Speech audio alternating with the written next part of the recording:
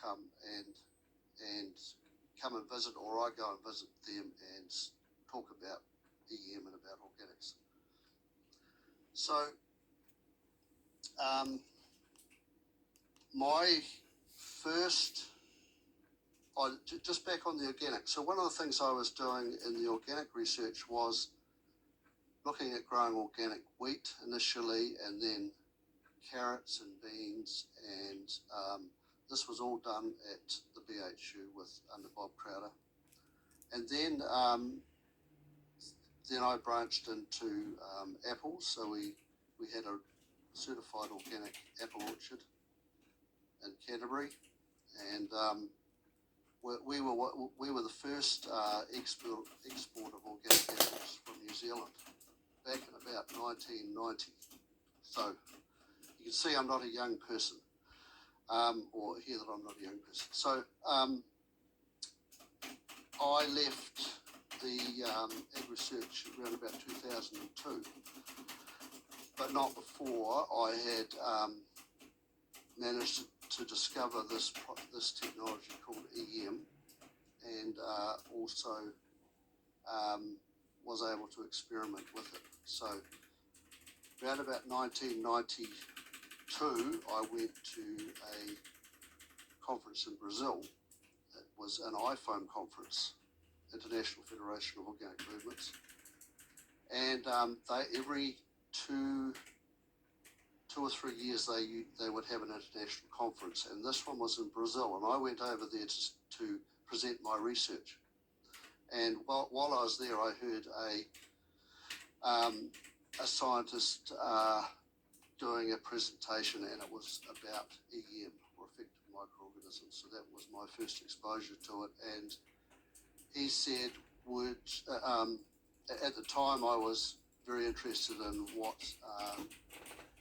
what happens underground in the soil, and so he asked me if I would like to test EM, and so I said yes, I would, and we managed to bring it in from Japan at the time, and I started to experiment with it. And the first crop that I did some experiments on with EM was sweet corn, and it was on the BHU at Lincoln. And we got some good results from that, in that we had a high yield of sweet corn, and we didn't really. It was a very simple trial. Okay, put the product on, and then look at and then measure the end results. So that was really the start. So then I was lucky enough to be able to test EM for probably 6 or 7 years while I was still working for Ag Research. And we set up a trust around about 97 to manage to start to produce EM in New Zealand and to promote it.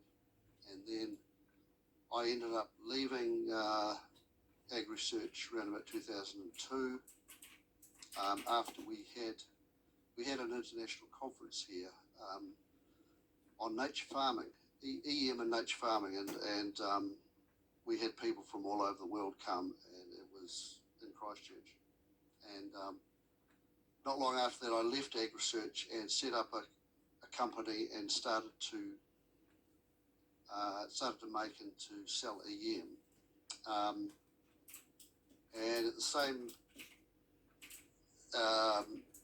very much started off in the garage of my house, and at the same time I was working as a consultant, and I worked for a company called Waihi Bush Flaxseed Oil, if anyone knows that. And I was going to organic farmers and getting them to grow the flaxseed, and that was David Musgrave. He's well known in organic circles as well. So so we've started very small, very much. EM has been certified organic from 1998, I think we first certified it, so it's been certified for over 20 years. And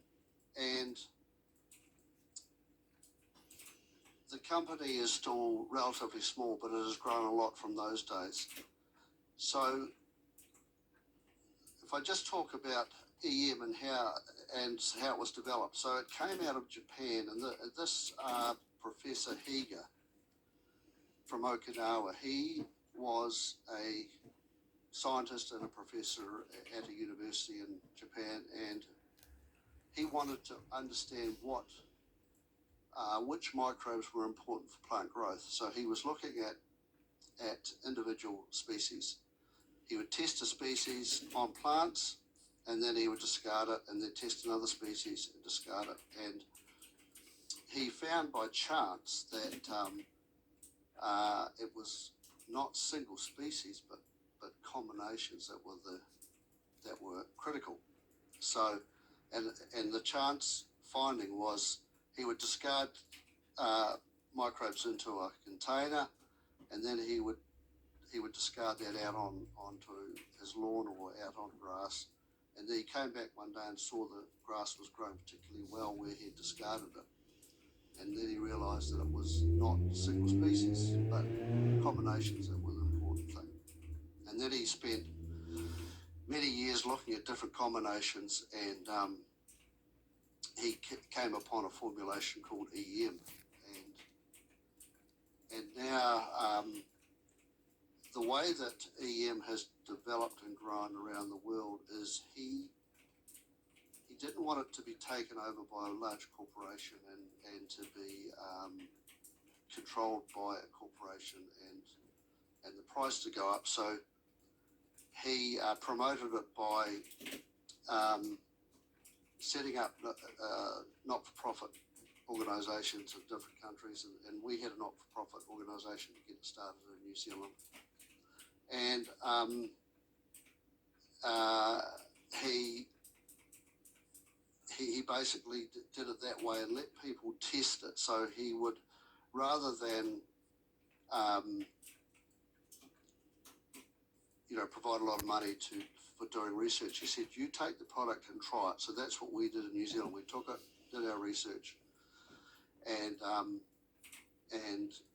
we're able to then show other people how it worked. So that's how it began and how it spread.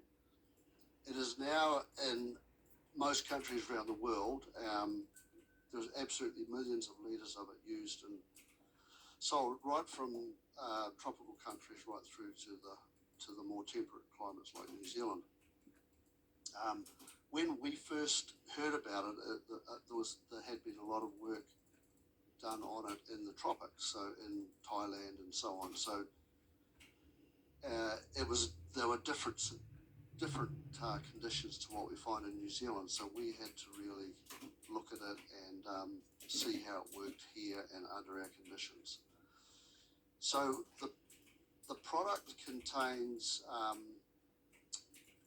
three main sort of groups: yeast, lactic acid bacteria, and photosynthetic bacteria, and it has actinomycetes, which are fungi. So it is strongly bacterial. But I was very interested to note the previous speaker giving us the microscope demonstration said that bacteria, you've got to have a good population of bacteria there. They're the foundation, really. So for the others to come, and that's what we found. We found that if we EM is a very good promoter of other microbes. It's a very good promoter of fungi and so on. So so that's how it basically began, and in New Zealand we've set up a company, as you say, we're called Nature Farm. The parent company is called Nature Farm, and then we have EMNZ as our brand, if you like, our sort of forward-facing brand. And we've focused, I guess, on agriculture, and probably, I'd probably say large-scale agriculture, although we do sell to a lot of home gardeners as well. Now, when Professor Heger first developed EM, his focus was on what were the critical microbes for plant growth and soil improvement, and so that was the combination he settled on, achieved those results. But subsequently, they found that it had a role in waste management, and it probably has as big a role in waste management today as it does in agriculture. And when you think about that, you'd say, well, how can it work in soil and how can it work in waste management? Well, waste is just food, basically, food for microbes. So that's how it works. So it's the microbes just treat the waste as a food source. And one of the relatively well-known uses of EM is bokashi. So I don't know whether any of you are familiar with bokashi, but bokashi is a Japanese term meaning fermented organic matter. And the bokashi systems that have been used in New Zealand use EM to produce the starter. So EM is in that zinc or the compost starter that's in the bokashi system. In fact, I started off the bokashi system in New Zealand, and then was taken over by another chap who took it and promoted it further. And in the bokashi system, the principle of that is fermentation. So we're fermenting the food waste, and what fermentation does is the way I describe it is it pre-digests the food. So the food still looks like food, but it's actually, I describe it as a jar of pickles, like a fresh pickle and a pickled pickle. They still look like a pickle, but one's completely different inside itself. So it's fermented, and what that does, that fermentation process, what it does is it pre-digests, so that when you actually put that into the soil, you get an incredibly rapid breakdown. So that's the bokashi system in fermentation. And so we obviously have fermentative bacteria in EM, and so that's that side of it. And today we have got some large scale use of EM in composting as well, and that's in Christchurch. We have a company called Living Earth, and they do all the green waste composting for Christchurch. And they've only recently come to us because they're having odour issues. And one of the things about EM is it's very good at suppressing odour, and it does that by displacing the odour-producing microbes and replacing them with the EM type microbes. So that's how it works. It just occupies the space and takes over from those odour-producing microbes. And so they're currently doing a trial using our EM for putting EM into the compost. They have a tunnel system where they put them inside a tunnel with air and water injected in, but they pre-treat it with EM, and so far they're very happy with the results. What they're trying to do is speed up the process, and we have done research with EM in both a aerobic type composting where you're doing the turning and you're getting a lot of air and a lot of heat into the system. And we've done it with anaerobic, and that's where we cover and we seal and we make a silage-like compost. And it can work in both systems, believe it or not, because it has both aerobic and anaerobic bacteria in EM. So that's a little bit on composting. Our company has focused, as I mentioned, more on agriculture. So we're supplying our products to farmers in cropping, also horticulture, the viticultural industry. We're sort of scattered right through. We don't have any sort of dominance in any one particular field, but we have most crops being represented. And people use it. Where do they find the most benefit from EM? I think we get the biggest result where the soil's degraded and the soil's dead, and we're wanting to revive that soil. We can see results very quickly. And I think what EM does is it just speeds up the process a bit and gives a kickstart to your rejuvenating soil. You could do the same thing with composting, and it would be just a slower process, but you can still do a similar thing. But what we're finding with EM is we're just getting a faster result, and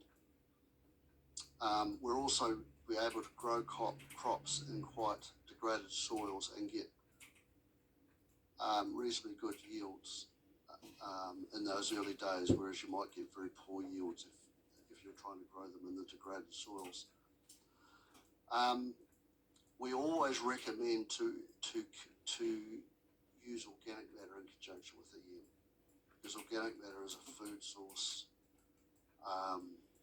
for the microbes, and it's a food source, it's a nutrient source, and everything else. So that's important.